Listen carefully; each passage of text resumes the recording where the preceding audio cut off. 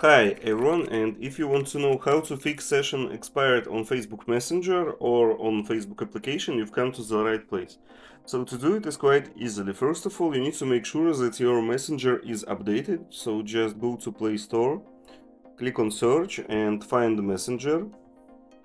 Once you've done that, you need to make sure that here says open and not update. If it says update, click on update and your Facebook Messenger will be updated, and that should fix your problem.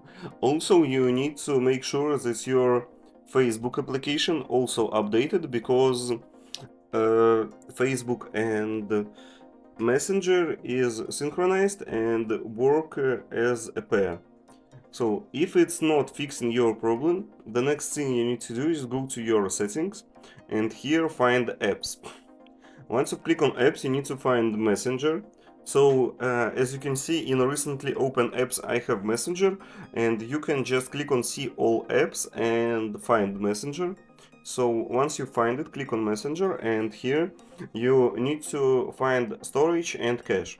Once you've done that, you need to clear cache and clear storage, and that should fix your session expired problem on Messenger. So that's all. Thank you for watching. Leave a like and subscribe.